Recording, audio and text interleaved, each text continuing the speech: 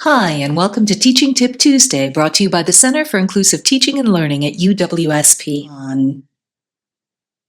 Welcome to our second installment on learning styles. Last week, I introduced you to some of the criticisms of learning styles theories. Based upon the lack of experimental support for the matching hypothesis, flawed diagnosis, and potential harms, I concluded, as most educational psychologists have, that it's past time to consign these theories to the trash bin of history. So why, with almost all empirical evidence pointing to this conclusion, do 89% of teachers agree that students learn better when teaching is matched to the student's preferred learning style? How can this discredited notion persist in the U.S. educational culture? Even the Wisconsin Department of Public Instruction emphasizes the importance of understanding and accommodating different learning styles to support student success. Although DPI doesn't endorse a specific learning styles model, it promotes practices that cater to diverse learning styles, including the most commonly used: visual, auditory, kinesthetic, and reading-writing learning styles. This week, I'd like to summarize some recent thoughts about learning styles theories and why they seem to have such a stranglehold on popular imagination, along with some tips of how you can help your students deconstruct beliefs that might be impeding their performance.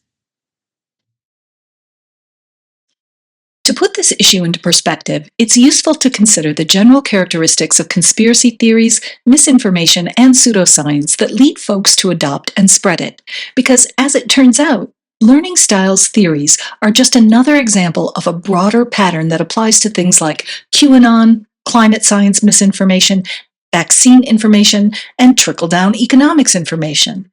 What are those characteristics? First, it's gist-based. Information that presents a superficial summary is easier for people to get the gist of, and it's easier to remember. So it's more likely to be spread from one person to another than, say, complex data and fact-based information, which is often hard for non-experts to wrap their heads around and to remember. A gist can be fun or interesting, whereas actual research is detailed, dry, and boring from the perspective of most people. Second, it has an intuitive appeal. When people can relate the gist of an idea to their own experience or to those of somebody they know, there's an immediate confirmation bias. In their minds, those folks have already accepted and validated the information. If information produces an aha moment in which folks say things like, "That makes so much sense, I should have seen it all along," it becomes even more firmly lodged in their minds. And this, of course, can be associated with positive emotional impacts. It makes a person feel good about themselves when they know something or they think they understand something, especially if others are missing it. Hopefully, you remember from last week's teaching tip that people are not good judges of what learning modalities work best for them to produce learning.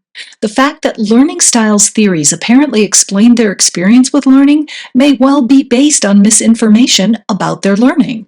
There is a mismatch between how much people think they're learning and how much they're actually learning. Folks feel like they're learning more when it's easy to learn, but larger gains are often associated with greater effort. Finally, there may be some self-service of the ego going on here. People always accept responsibility for their successes, but they're likely to pawn off their failures on others.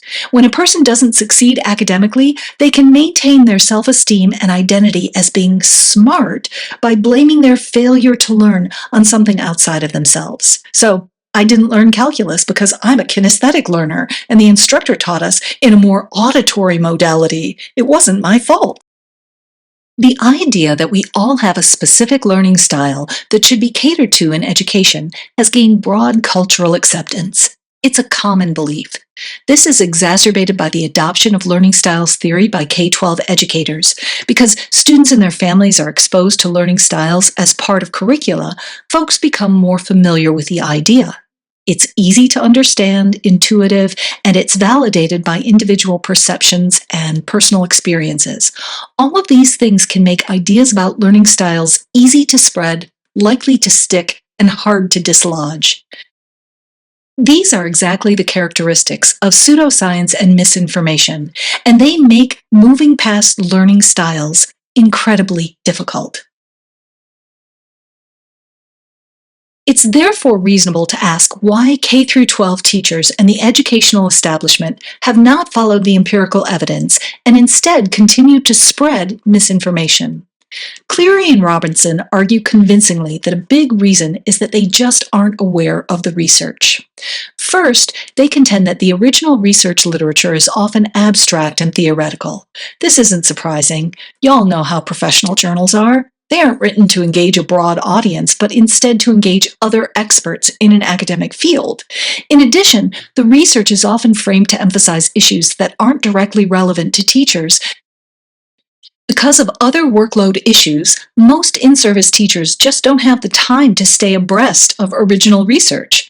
These factors combine to explain why K-12 teachers don't really read the research literature. So they aren't likely to be aware of the actual empirical results on studies of learning styles. Next, learning styles are big business. The internet is chock full of products and assessments that K-12 schools and individual teachers can purchase, and these are often tied to websites that promote misinformation as a means of generating sales. We can blame a lot of this marketing for the persistence of this discredited idea. So, what are we to do? How can we begin deprogramming our students so that they jettison this fixed mindset and open themselves up to engaging in learning strategies that are empirically supported? First, I would include discussions of learning styles in my course. This is a great topic for critical thinking exercises. It can also make a good addition to discussion about how students are going to study for the course. There's also one-on-one interactions. If a student tells you that they have a particular learning style, try asking them clarifying questions about what this means and how they know it.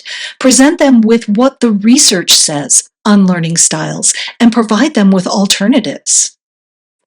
Next, arrange your course and your assignments so that students have to enact a variety of different strategies for learning and processing content to prevent them from automatically trying to enact the type of studying that's associated with the learning style types they've been steeped in. Next week, I'll go over a few of the alternative learning strategies that you can employ in your courses with examples of how to apply them in assignments. The take-home message for this week is that in spite of empirical evidence that learning styles are not a useful way to structure learning, this misinformation is likely to be with us for a while, for the same reason that a lot of conspiracy theories, pseudoscience, and misinformation spread, coupled with some challenges in communicating accurate information to teachers. And that's this week's teaching tip, brought to you by the Center for Inclusive Teaching and Learning here at UWSP. Remember, at CITL, we offer support for course design, learning activities, assessment, and pedagogy. Visit our website to schedule a consultation today.